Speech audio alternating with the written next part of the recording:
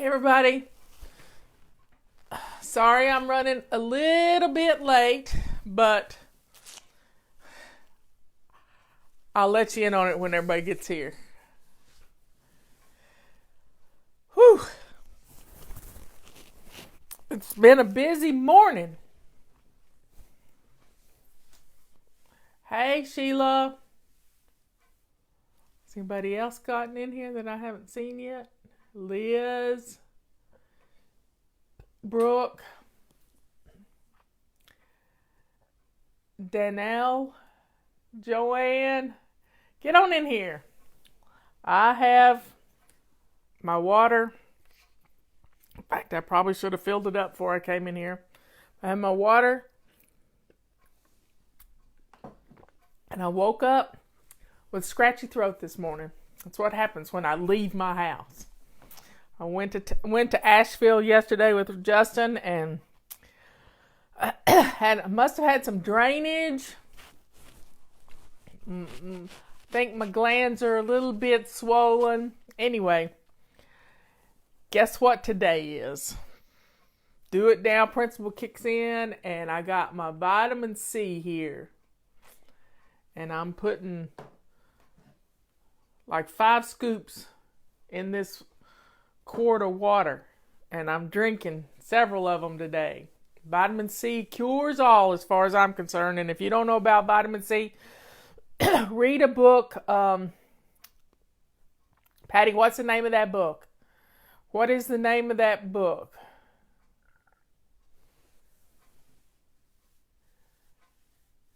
What is the name of that book? I'll think of it in a minute. Pardon me. Anyway, we got lots of questions today, and I think I'll just jump right in. Let me find them on my iPad right here. Let me see where Liz and Patty are.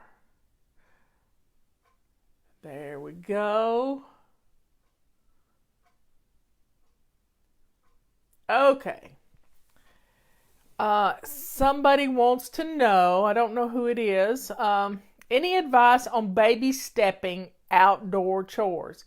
I have a great essay, and you can do a search on my website and find it, that is all about baby stepping your outside chores. You know, you can break your yard down into zones. It's, I can't think of what the name of that essay is, but if you'll just search mowing yard or something like that, you'll find it. But the essence is, if you have a big yard, you can divide it into zones. And you don't have to do the whole yard at one time. If you have a garden like I do, we don't mow any grass.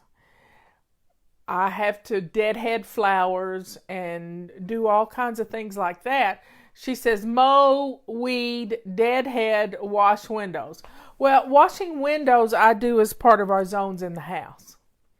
And you don't have to, you do weekly home blessing and do a few windows, but you know, when the seasons roll around, right now my windows are a little dirty from summer rains and stuff, and as I go through the kitchen and the different zones in the next month, I'm going to get those windows clean. And I use a mop. This mop is amazing for getting windows clean. I use one mop with this on there, and it be wet, and scrub it. And then I take a purple rag after the fact and dry it. And this will fit on the mop right here. It'll just... This is Velcro. Watch this. How cool is this? I'm just going to take this off. And I'm going to show you how your microfiber cloth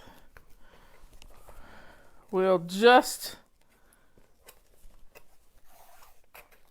It just sticks to it. You see how that does? And then you can dry it with the microfiber cloth. And there you have it. That'll dry it, and then you wash it, and bam, You're good to go. I'm not reading any of the text right now or the comments because I've been doing a demonstration. Okay, so while you're on the phone with a friend, if you wear a headset, which I don't have one in here, you can put your phone in your pocket, put your headset on, you can talk to a friend, you go out there with the nippers and nip the deadheads. Just a few minutes and you've got them all done. Robert was out, we were standing talking the other day, and he just got his pocket knife out and cut some old dead and dying flowers that will come back next year. So it's all about just doing a little bit at a time. Set your timer for 2 minutes and go outside. You don't have to do a whole lot to get it done. Okay. I don't know who asked this question, but I'm a brand new fly baby. Where do I start? Okay, everybody, I'm going to ask y'all the question. She's a brand new fly baby. Where do you start? I'm going to let y'all answer that question. Where do you start if you're a new fly baby? Come on, you can do it. Put your answer down. Shine your sink. Yes, that's it. Shine your sink. Shining the sink is important because that's where I started. I couldn't do everything. And in my perfectionism, I wanted to get it all done at once. But I realized I was being too hard on myself. So I just went and shined my sink. And I did it because my husband had asked me to keep one side of my sink open, our sink open, so that he could just make me coffee or get a glass of water. So keeping one side of the sink open was good for him, and I thought, well, if I keep the sink clean and shiny, then I won't have a problem. I've just turned on Siri. I don't need Siri's help right now. I want my app back. There we go. So, shine your sink is the main thing. Practice shining your sink and keeping it clean and shiny. And then when your kitchen gets clean, when that sink is clean and shiny, guess what happens? It's contagious. And you wipe down your counters. That's what happened to me. You wipe down your counters, you clean the stove, you sweep the floor and mop the floor, and by the end of the month of practicing a whole month of shining your sink, your kitchen is beaming with joy because that sink is contagious to the rest of the kitchen. That shiny sink changes everything. Basic veggie soup recipe. Well, just leave out the meat. That's all you got to do is just leave out the meat. Put chicken broth in it. No, you don't want any meat products if you're a veggie person. Just use veggie broth. Just leave out the meat. Okay. Next question. What is a reasonable bedtime if you have to be at work at 7 a.m.? It seems I hop into bed and my phone takes over and I'm up all night. Well, that's your first mistake. Your phone needs to be in another room. You don't need to take your phone to bed with you. The only time I have my phone by me in the bed is when I am traveling. And then there's no other place to put it. I keep it by the bed then, but at home, it stays by my chair in the living room. It's the last thing I do. I put it on the charge. I leave my watch in there too. And I don't let my phone bother me. And you can turn off notifications on your phone. Set a time. Now, let's count back to what time she has to be at work at 7 a.m. First thing you need to know is how long it takes you to get to work. and factor in a grace period. So in case you have problems or there's traffic. Yesterday morning I was out at the crack of dawn. Well, before the crack of dawn. And there's traffic. There's traffic issues, people getting to work. And I'm glad I left 15 minutes before I said I was going to leave. So I left at 7 o'clock from my house. And I thought, well, I'll run by McDonald's and get the family some biscuits or something for breakfast. Grandma not come in empty-handed. And Ethan was so happy to have some bacon, egg, and cheese biscuits. So I got that. I didn't get donuts. And then I drove over to their house, which is a 45-minute drive on a good day. But I had given myself an hour, and I was there on time. Not even a minute late. I was specifically on time. Now, figure in how long it takes you to drive and get some grace period in there. And then back up, you need 7 to 8 hours of sleep. So if you're going to need to leave the house at, say you got a 30-minute drive to get to work, you need to leave the house at 6:15 or 6:20, somewhere around there. That'll give you about a 10-minute grace period. And you need to get up and get dressed. So it takes you 30 minutes to get dressed, maybe 45. So if you're leaving at 6:15, you need to be up by 5:30. So at 5:30, let's say you need 5 hours. You need to be in bed by 9:30 at night with your phone turned off and on the charger, not ringing. Now, these notifications you can set up on an iPhone. If a person calls twice and they're on your friends and family call list, it will ring. But put your phone someplace else. That you don't have to be available to everybody 24/7. Do you hear me? This is at work too. My daughter-in-law does this. She homeschools my grandchildren. And she turns her phone off. She turns the notifications off. She turns everything off. So she's not looking at your phone. You are not a slave to your phone and to everybody that wants to call you. Do you hear me? You do not have to be a slave to your phone. It is corrupting our brains. It's resetting our brains when we look at it at night. There's also a night feature on your phone that turns the temperature down of the screen. But let's turn our phones off at a decent time. What does Tony say here? I don't know. Instead of pinning them here, somebody needs to just rotate. Let's see. Let's see if I can see this here. Actually relevant at this point. Help. I'm consistently 45 minutes late to my 2-year-old's play dates, sometimes twice a week. I have a 2-month-old as well. What are your best tips? See more. Let's see. Well, first off, what's up with these play dates? You know, if you're having problems getting to them, then don't schedule them. Just don't schedule them. Maybe cut them down to once a week. But kids don't have to have play dates. They have a mommy. Now, if you need a break and you have, at church, you have Mother's Day out, fine, that's great. But you got to back things up. You got to practice backing things up. If you've got a 30-minute drive to your play date, figure out what time you need to leave.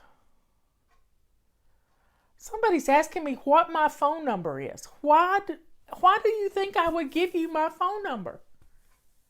This is not, I live in why would somebody want to ask me for my phone number? You can get a hold of me anyway. So that was in a private message, folks. That's just rude to ask somebody for their phone number. So you got to back things up. You got to practice backing things up. You can't just immediately think, well, I've got 30 minutes to get there. I need to leave right 30 right at the time you're supposed to be there. See, we don't have any concept of time. So time is on a clock. I think digital watches and digital clocks don't really give us the essence of time anymore. When you look at a round clock, and you can put a round face on your iWatch, you can do that. But you can see if you need to be there if you need to leave your house 30 minutes ahead of time, you can count it easily just by going over to the back side of the clock. You don't even have to do math. You don't even have to do math. You just look at the clock and see. If you need 8 hours of sleep, you just count 8 hours backwards. So practice doing that. If you need, when I was a kid, we were late for church every single time we went to church, which was 3 times a week. And we were late for church. And nothing upset me more as a teenager than to be late for church. And I have always been punctual. But there was a time when I was going to college that I was late for class. And I didn't like it then either. But it was my fault. It's my fault. So recognizing when it's your fault, accepting responsibility for getting out the door on time. Now, there's always you can always have an issue with a flat tire. But if you're keeping up with your tires and you know they're getting bald, mine aren't bald, but they're 4 years old and they have 50,000 miles on them. So I'm going to schedule getting new tires in the next few weeks before it gets winter here. I'm getting rid of a potential problem that I could have a flat tire on the road. But you can have a flat tire anytime. Now, when we had a roof put on the house, the guy had this super duper magnet, and he went around the house 3 times with this magnet picking up nails. I don't want to get a nail in my tire. He doesn't like for his people to get a nail in his tire. And wow, it was wonderful. We don't have any nails in our driveway. And everything's all good because he picked them all up. But you can pick up a nail on the road, and checking your tires every once in a while, you can see a little shiny spot in them because that nail's going to wear off. But stay on top of things. Know how old your tires are. Put it on your calendar that you need to get new tires. Maybe you can only afford to get 1 tire every month, but eventually you get 4 new tires in 4 months' time. And you'll be safe. Batteries last 5 years. My car is 4 years old. I'm probably going to need a new battery this year. So it's all about thinking ahead. Just thinking ahead. So counting back the time, knowing how much sleep you need to get, getting a regular routine for going to bed is going to help you. Okay, next question. Where's my Slack? There we go. It's running slow for some reason today. Yep, tomorrow is clean out our purse and car day. It's really running slow.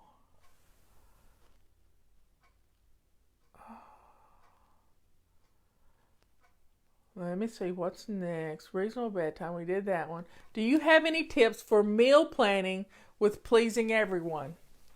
Stop it. Stop it right now. You can't please everyone. The best way to get the most buy-in for your meals is sit around the family table and plan your menus together. And each day get one of the kids to help you in the kitchen. Maybe you need to make a salad. Get one of the kids. This is a story Leanne has told many times. My friend Leanne Ely, who has savingdinner.com, and if you haven't checked out her website, go do it. It's wonderful. But she remembers the story she tells us about Peter, her 8-year-old. When I met him, he was 8 years old. Now he's in his 20s. Time flies, y'all. Get those kids in the kitchen right now. He was 8 years old and he wouldn't eat salad. He hated salad. Didn't like salad. Wasn't going to eat salad. Well, she put him in charge of cutting up salad. And you know what he used to cut up the salad? The little saws that you use to decorate a pumpkin to make jack-o'-lanterns. So he would cut up carrots and he would cut up different things and he'd pull apart the lettuce and he'd put it in a bowl. She taught him how to wash his hands and do everything to put the salad together. Well, at the dinner table, he kept asking everybody if they wanted seconds. I think he might have even made the salad dressing.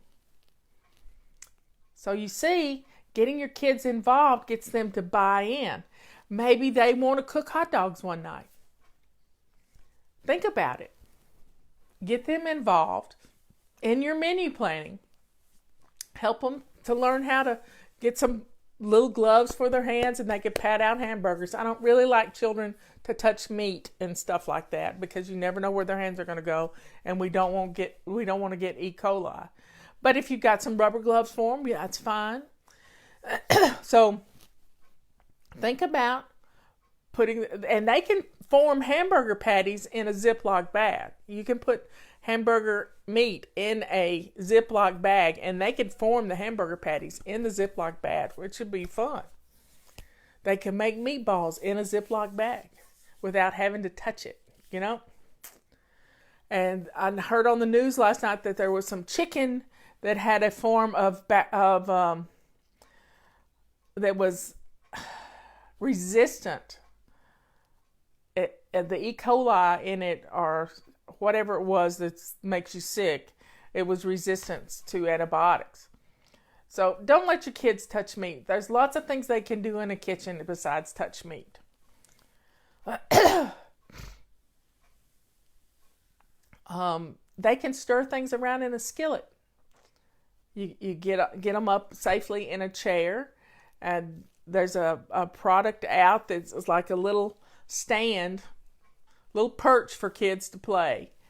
And it was just wonderful to get children up in the kitchen helping you make pancakes and all kinds of stuff. It's not hard. You just have to do it. And in my new book, I've got a recipe for pancakes in a fun way. So folks, let's just get the kids involved and you will see more buy-in for what's dinner. And it's a family affair. Get somebody setting the table. In Scouts, we had caper duties.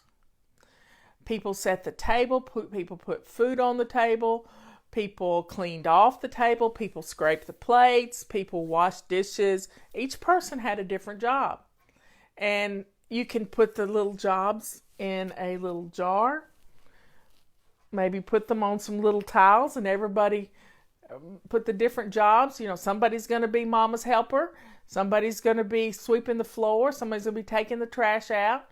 You know, you put the little tiles in a jar and draw them out and see who gets what duty. It's a fun way to do it.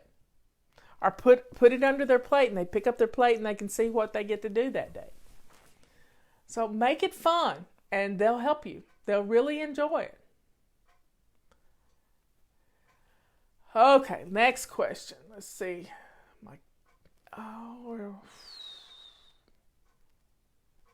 How do I stop procrastinating? Well, if you realize you're procrastinating, that's your first step. When you hear yourself say, I don't have time, and the next thing you do is put something down on a table, that's procrastination. When you hear those words, I don't have time, that's procrastination. Because what you're really saying is, I don't have time to do it right. I'm going to put it off till I have more time. It doesn't work that way. I want you to set your timer for 2 minutes and do it. Do 2 minutes toward what you said you didn't have time to do. So you walk in the door with a handful of mail and you put it down on the kitchen counter, what you're saying, just the act of putting it down instead of sorting through and getting rid of the trash immediately. I watched my daughter-in-law do this the other day. She had the mail in her hand when she walked in the door, and she immediately opened it up, threw away the stuff she didn't want anymore, and processed the mail, put it where the bills need to be paid, and she was done in 20 seconds. 20 seconds. So folks, when you put something down to do it later, that's procrastination. And how do you stop? You set your timer for 2 minutes. 2 minutes. Let's see. How can I let go of my perfectionism? It is currently holding me back. Well, when your perfectionism, I'm hung up on my foot. I think I need some water. Oh, that's tart. It's at the bottom. Just tastes like I got lemon in my water. So when your perfectionism, what happens with perfectionism? There are two types of people, and they're both perfectionists. And here we go. I'm going to use this. This is the line. I'm going to put the line here.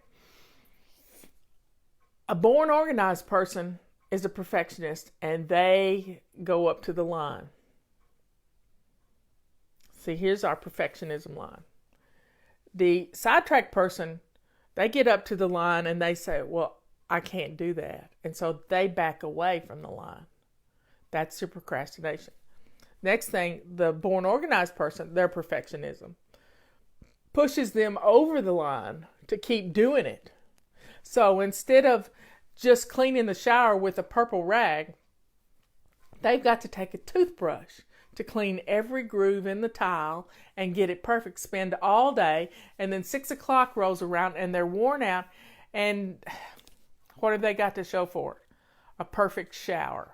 Well, that's just stupid. Your family's hungry, you're worn out, you have nothing left for them because your perfectionism has kept you in the shower cleaning with a toothbrush. There's no reason to do that. Use a purple rag, wipe down 1 square foot of a shower door, a little each day, and by golly, it's going to be clean because the film that's on your shower door or on your tiles is soap. It's just soap. So our perfectionism, most of us, we get up to the line, say we don't have time, and we back away. The born organized person goes overboard. And you want to go overboard a lot of times too, because you got some born organized in you on certain things. You want to do it the right way because that's what we've been taught. Let it go. As the song says on Frozen, let it go. You don't have to do it all. You just have to do a little each day. Okay. How can I let go of my perfectionism? By setting your timer for 2 minutes. That's it. That will stop you. If you say, all I can do is 2 minutes, I'm just going to do 2 minutes and I'm going to be happy with that 2 minutes. We don't have any Fly Lady dolls anymore. They were manufactured wrong, and we had to just not put them up. We don't even have any anymore. I think I've given them all away because Fly Lady only has a few fingers, and for some reason they had her, instead of holding up the one finger, they had a different finger being held up, and it was funny, and then it wasn't funny. When I noticed it, or when somebody brought it to my attention, Fly Lady's flipping a bird. So we didn't sell them anymore after that. Okay, next question. If I work at home, how do I know when it's quitting time? Okay. If you worked in an office, what time would quitting time be? 4:30? 5 o'clock? If you are working from home and your employer allows you to do that, It's not a 24 hours a day job. You might be on call, but it's not a 24-hour a day job. So set a begin time. So yesterday morning when I got to my son's house, my daughter-in-law was already teaching school at 8 o'clock. She was already teaching. She has a start time for school. She has a stop time for school. It's just that simple. So you got to know your start time. You got to know your stop time. If you were at work, you would be required to take a break in the morning and a break in the afternoon. Now, when you're at home, you can get up and walk around and you can get some 2-minute things done. But that doesn't mean you have to continue working through dinner. So on your lunch hour, you can get dinner started in the crock pot. Take your lunches, take your breaks. But remember, when 5 o'clock rolls around, it's quitting time. Unless you're getting paid to be on call 24 hours a day. And stand your ground. Now, if you work from home and it's your, like Fly Lady, I work from home.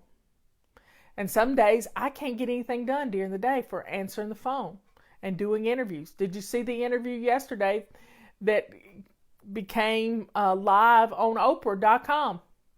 Somebody post that link. It's kind of cool. I do interviews. I deal with publicity all day long, and sometimes I can't get anything done, so I do have to work at night occasionally.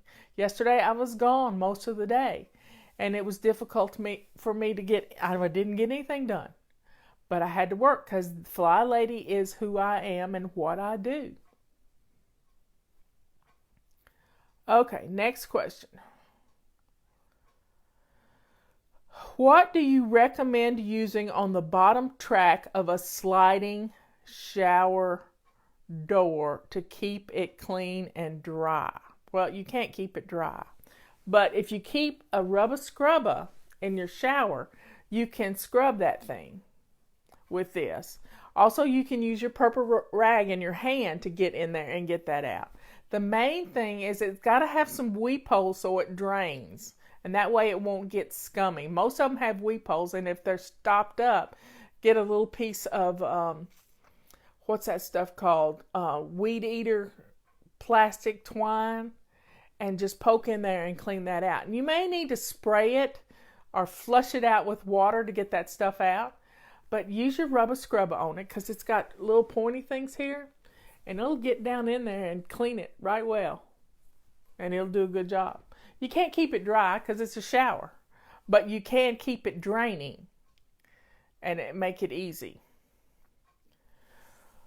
Oh. And also open up your shower doors and let things dry in your shower. And if you have a fan in your shower, run your fan. That will get the moisture out of there. And open up the door so that it dries. Even if you have a shower curtain, open the shower curtain all the way up, and then later in the day, spread it across so that the shower curtain dries. I have a fabric shower curtain so that it doesn't have plastic on it. And it dries. Okay. How do I stop the negative voices in my head? Well, when you hear a negative voice, I want you to recognize, and this is in my book, mine and Leanne's book. Let me get it here. Body Clutter. We talk about those negative voices. And you have to recognize who they're from.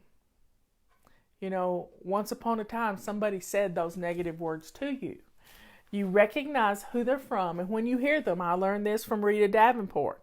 When you hear them, you have to say, delete, delete, delete. And then reform the negativity into something positive. And turn it around. And then every time you hear that negative comment, you rephrase it and say, I am just the opposite of that thing. So if somebody says, you're stupid, you say, delete, delete, delete. I am smart. I have a high IQ, and I have a lot of common sense. And I'm not going to let anyone tell me different. See? And you're reprogramming those negative thoughts that you're having in your head, which came out of somebody's mouth once upon a time. I will never forget a picture that somebody posted on Facebook. And it was a picture of a crying little boy. And it was two hands choking this little child. And these hands were all the negative words he'd been told he was. And it was so vivid and visceral that it just made me cry, because those words stop us from being who we're supposed to be. So let's let go of the negativity. Recognize who has said that to you. Delete that from your brain and just keep moving right along. Let it go. Let it go. Let it go. I may have to watch Frozen tonight, because letting it go and stopping the negative flow in your life is going to help you more than anything. Let's see what we got here. What do you use Post-it notes for and why? Well, Post-it notes we use for menu planning. When I first started getting organized, I put my morning routine on Post-it notes in my bathroom. You could use a dry erase marker, but I had Post-it notes. I had to make my bed, swish and swipe the bathroom, get dressed to lace up shoes, put a load of laundry in.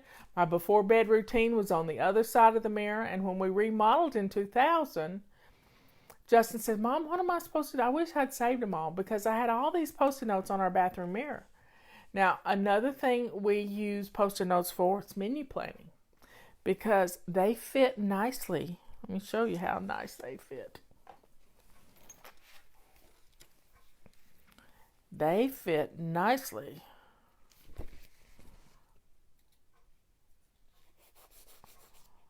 on your calendar.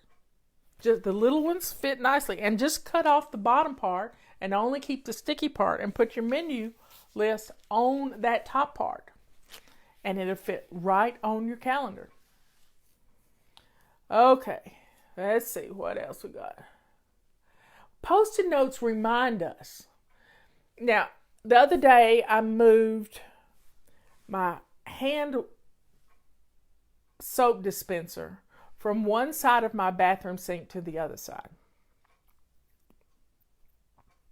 And every night I go to this side to get a squirt of Jergens hand soap to wash my hands before I go to bed, because I want my hands clean, because here's where I put my hand. Right here on my face. And I don't need germs on my face. So, I wash my hands really good. But I've been reaching right here for 20 years. And I moved it over here. And it's difficult. My sister Patty had the same problem in her pantry where she kept her trash can. She had it on one side of the pantry for a long, long time, and then she moved it to the other side of the pantry. And she kept almost throwing things over here. So you see, breaking a habit, whether it's a good or a bad habit, is difficult at best. But recognizing when you do that thing and think your way through it to change the reaction. So every time I reach for my hand soap that's used to be where it's not now, I think out loud to myself, "Marla, you move the hand soap over here."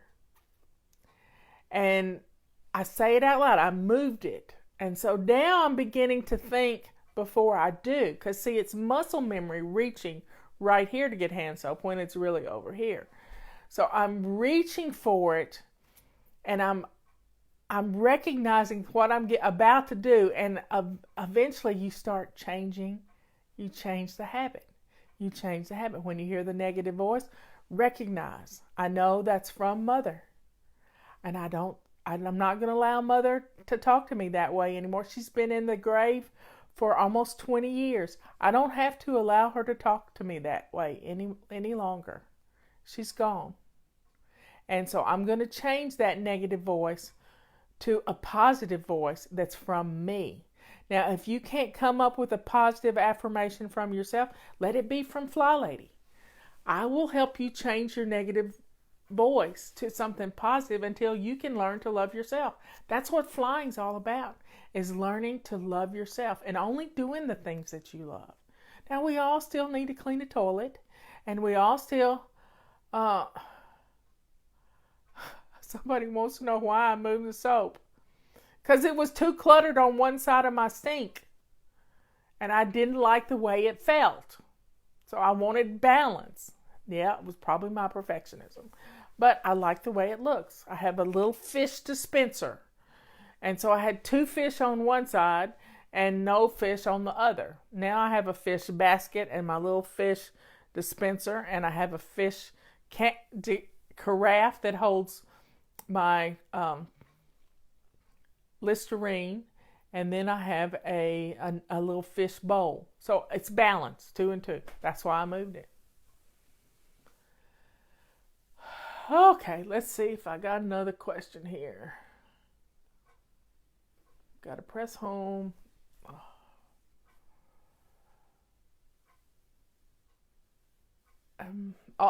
So we started the holiday missions on Monday, but don't feel like you're behind. You can skim over those missions and see the ones you missed. And they're all quite simple. All quite simple. And we do a basic weekly plan. So Monday is clean and fling. So we're going to do a weekly home blessing. You may want to do a crisis cleaning to help you get the house in some semblance of order. Just for your own self. Tuesday is plan and play. Think about your holiday decorating, your holiday meals, and do a little planning in your holiday control journal. It will make it wonderful for you. Wednesday is always anti-procrastination day. I gave a tip yesterday out to my publicist at Hachette. Somebody needed a bunch of tips for Christmas. And I think yesterday our holiday mission was to gather up all your Christmas cards. Gather up your Christmas cards, get a nice pretty basket, and put your Christmas cards in the basket with your favorite pen, P-E-N, not P-I-N. I'm Southern, I'm sorry. With your favorite pen, and put some stamps in there, and make a copy of your addresses of the people you want to. Usually your addresses are in your phone. I was going to grab my phone. Your addresses are in your phone. Go through your phone and start putting together a list. And make a list of the people. You look it up in your phone. You write it down on the card and you get it ready to mail. Stick it at the bottom of your basket and then put a date on your calendar. Let's see what date you're going to mail it. Thanksgiving is on the 22nd. Miss Laura likes to mail her cards 2 days before Thanksgiving. So she mails her cards on the 20th. We usually get our cards the day before Thanksgiving from Miss Laura. She is born organized. So you got to watch a born organized person to get some ideas from them. Or you can just mail 5 every day. But you got to know when to mail. You don't want to mail a Christmas card tomorrow. But you gather them up and you get them ready to go at the bottom of your basket. And then on the 20th of November, you get them out. You've already got stamps on them. They're addressed, ready to go. I mean, you can, even if you don't know who you're going to send them to, you can sign them. You can write a little note in there. You can put your return address on the back of the card. And you can get them ready to go. And then all you got to do is address them. One year, here's what I did. Now, this is weird. As people would send us Christmas cards, I would have all my cards ready to go. And I would address an envelope. If they weren't on my list and I'd never gotten a card from them before, I would address the envelope from their envelope and send it. And I keep the envelopes, but people move too. So every day we get 2 or 3 Christmas cards. If you want to get Christmas cards, you got to send Christmas cards. Do you get that? If you want to get Christmas cards, you got to send Christmas cards. So gather up your cards and start using up the ones you have. You bought them once upon a time because you thought they were pretty. Use them. Don't go out and buy new cards. Use them. Okay, let's see if we got another question here. I was going over what we do, a basic weekly plan. Wednesday is always anti-procrastination day. Thursday is errand day. Try to get some stuff off your plate. Get some things done. Take your good coat to get it dry cleaned.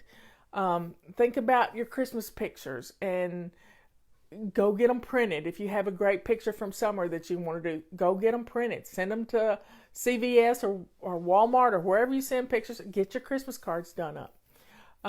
Let's see. Friday is your budget. Think about your budget. What are you going to spend this Christmas? Is it going to be $500? Is it going to be $200? Is it going to be $1,000? But set a budget and stick to it. And this means everything. Your holiday meals, everything. One time I cooked a Thanksgiving dinner. No, it was Christmas dinner for $23.82. Why do I remember that number? Because I didn't have a whole lot of money, but I had a jar.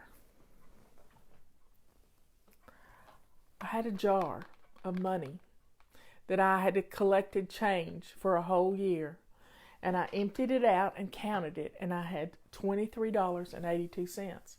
And with that $23.82 and the food that was in my freezer and in my pantry, I was able to cook dressing and chicken and dressing. I didn't have money for a turkey, but I had some chicken thighs and some chicken breasts that were frozen.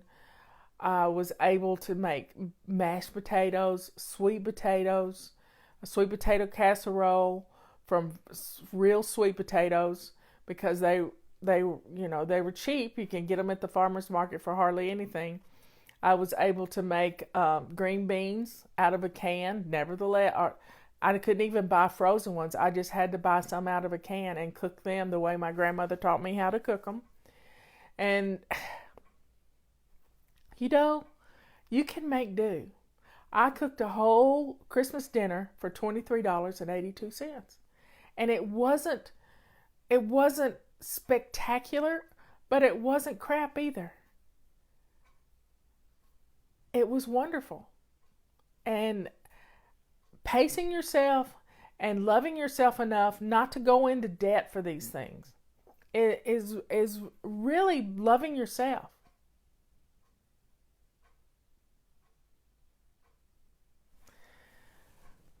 Let's see if there's more questions. I think that's all our questions. So, folks, I started a little bit late. Do y'all have any questions? Because, the holiday missions are going to keep us on track. Go download your holiday control journal.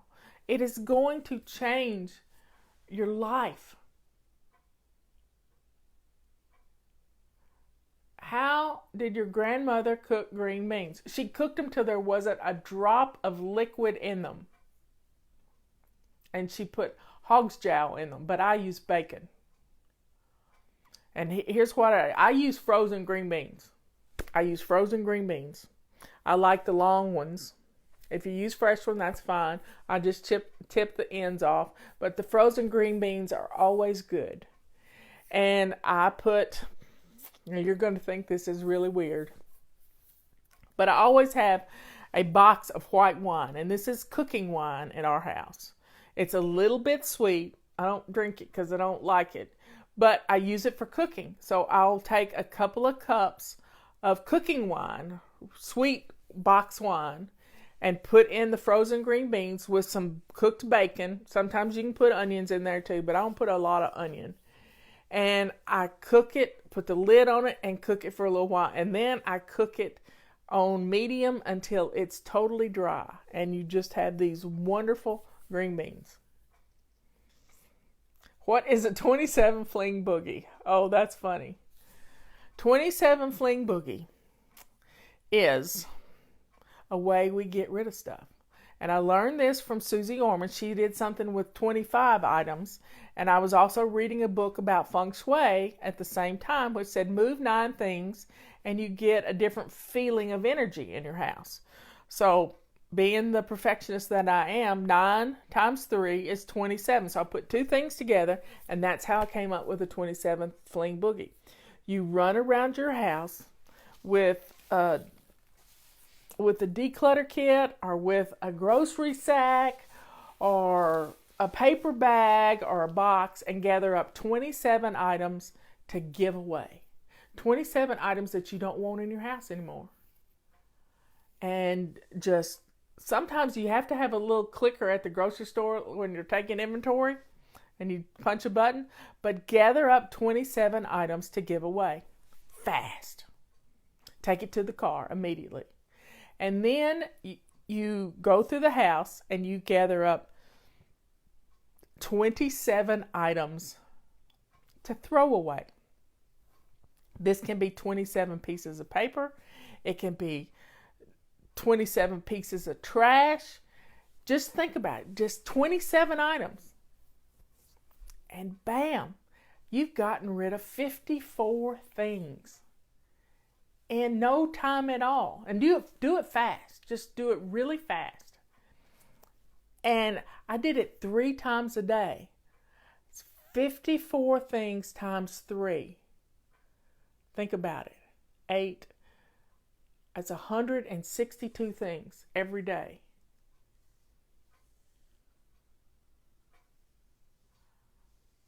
No more procrastination. Let's get some stuff done. 27 fling boogie. Ready, set, go. Gather up 27 items to throw away right now. We're dealing with paper clutter. Get rid of that paper clutter. And you're going to be so surprised at how much stuff, this clutter that you have, that you're holding on to, is wonderful to get rid of. It's going to make your house so much easier to keep clean. And maybe go into your kids' rooms and get rid of 9 toys they don't play with anymore. They won't miss them. Now, if it's a favorite toy, you got to be careful. And here's what I would suggest. I would get a Rubbermaid bin, a nice big bin, the one that's, 6, 8, 10 gallons, I don't know. You know the good size Rubbermaid tub. And you label it keepsakes. And they get to put their favorite things that they don't play with anymore in the bin. Now, as they get older, the stuff they once, out of sight, out of mind, it's not as loving to them anymore. They'll declutter it as if it fits in the bin, then they can keep it. And eventually they will get rid of some of the childish things they had, for things they had when they were adolescents and teenagers. And they'll just have a nice little history box, a treasure box of the things they love. Now, doing that, when they leave home, they got a box of their stuff. Yep. They might not take it with them to college, but when they get their own house, guess who can deliver it to them? So, folks, let's have a good day. We've got more missions coming up. Tomorrow's Friday. What is Friday? Clean out our car. Clean out our purse. If you need to run your car through the car wash, then great. It's date night. And if you don't have a significant other, then take one of your kids or your best friend and go to dinner and have a good time. It's all about keeping those relationships alive. Because if you don't do date night, one day you're going to be a lonesome person sitting at home on a Friday night with nobody to do something fun with.